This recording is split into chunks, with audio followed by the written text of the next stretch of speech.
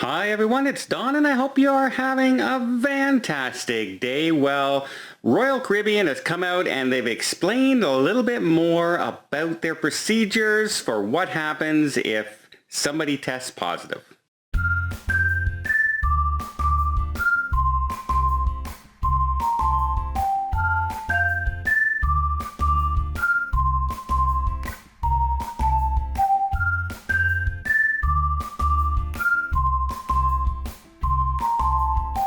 One of the main drawbacks of a lot of people thinking on traveling is not so much that they're worried about contracting the virus while they're on vacation. It's more about what happens if you're at a place, for instance, a cruise ship, there's an outbreak on board. Are you going to be stranded on that cruise ship like they were at the beginning when all this first happens? Remember, some people were on there for like 28 days, 30 days. And, that's because no one knew what to do, right? It's all new. At first, it was all, by touch. And then, it stays on surfaces for 28 days. And now it's, basically it's not touch anymore. It's through through your mouth and breathing and all that, right? Things have changed dramatically since that time. So a lot of people are saying, that's the biggest fear they have, is that they don't want to be stuck on a ship. And Royal Caribbean has come out and they've come out with some of their details explaining what would happen. First of all, they are saying, of course, everyone has to have a test before getting on board to begin with. Now, if somebody does test positive, some of the procedures on board are they, getting very sick? Are they coughing and sneezing, a runny nose, all that stuff? Or are they asymptomatic, but, they're testing, positive somewhere along the way? Well, that person, will be isolated on the ship in a designated area. Both crew members and passengers will be secured in an area away from all the other passengers and monitored and treated in that area. So they won't be left in the middle of the ship in their cabin, next to 100 other cabins. They will be in one area of the ship and they will be looked after there. And depending on the severity, the person will be more than likely after that be escorted to a place offshore where they will be treated or quarantined depending on, if they're asymptomatic, they're not showing any signs, but they have the virus, they will be quarantined off ship. And all that, by the way, is paid for by the cruise line. The cruise line says that they will cover that kind of costs, as well as any COVID-related costs on the ship, up to $20,000 per person of your party.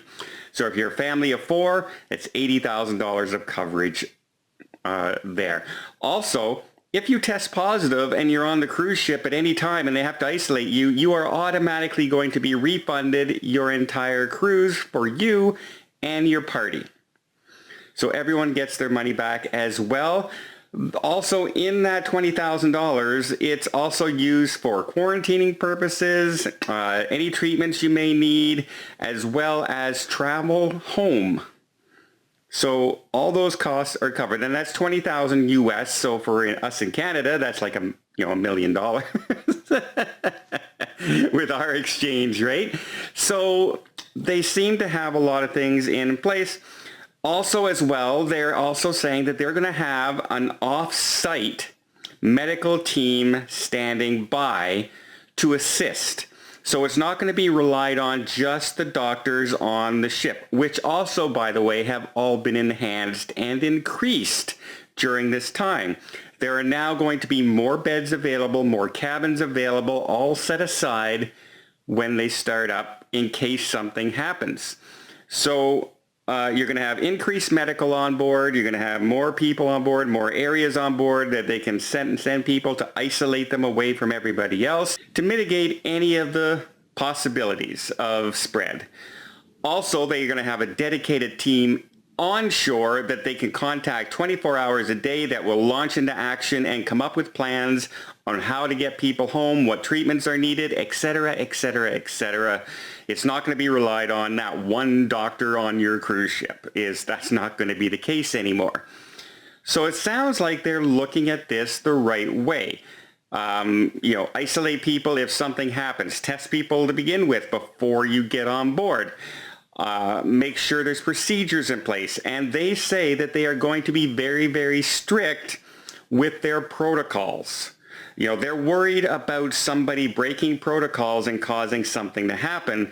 They will enforce their protocols, and that includes masks in public areas. And, if they tell you to put your mask on and you refuse, you can pretty much be expected to be leaving the ship at the next port.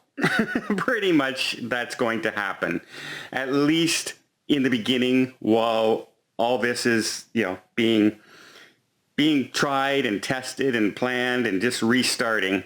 They are going to have to follow those rules, whether they want to or not. Of course, they would love people just to throw off their masks and celebrate and party and everything's good.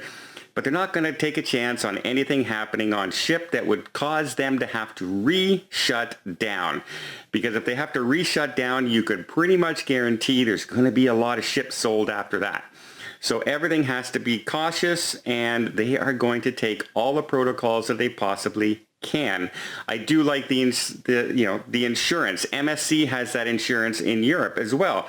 Any COVID-related issue, it's covered under that insurance, up to $20,000.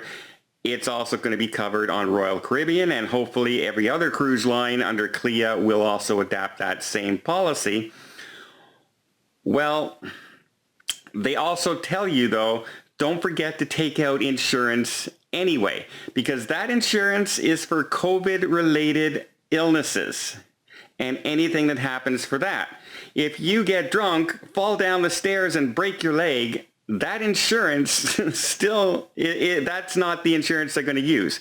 Your insurance has to cover that. So take out your own insurance anyway. Take out your travel protection insurance.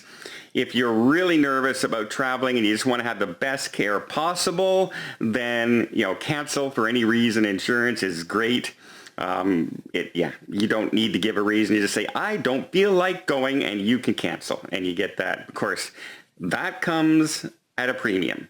That comes much more expensive than you're going to see just regular insurance. So it's very interesting. And also, while I'm looking at this, I was looking at some cruises recently, and I noticed that a lot of cruises are starting to fill up. Now that it looks like they're going to start up again, next year's cruises have been filling, here and there quite a bit. And we're not talking the 3 and 4 and 5 day cruises. Those seem to be okay.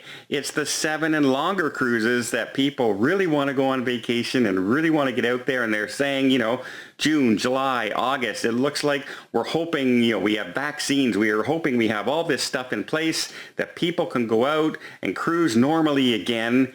Well, that's the cruises they're booking. A lot of them are selling out. I'm seeing Alaska cruises now next summer sold out already. And that is a good sign for the industry, not a good sign for us, because if more people are booking and booking and booking, that means that price point's not going to drop. If anything, it's going to go up. So we have to keep that in mind as well. What do you think about the protocols? Do you like the insurance Royal Caribbean is in there?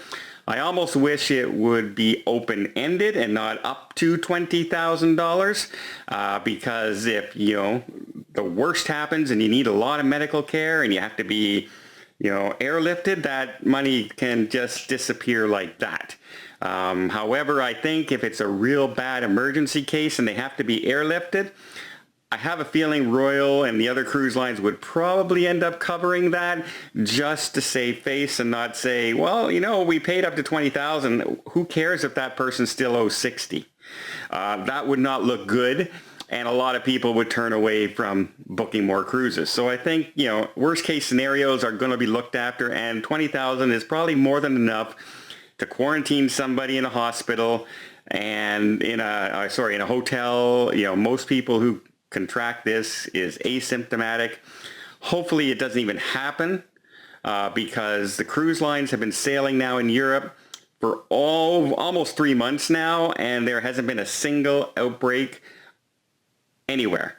So that is a great sign. And I don't mean nobody has caught it. or tested positive, I mean it hasn't spread to anybody else, any passengers, any crew members, any ports, any people, any of that. So we'll take that with what we can. Let me know what you think of those protocols. Let me know what you think of the insurance. Are you looking to book your cruise next year? Are you going to look for a long one? It's been a long time since we could travel.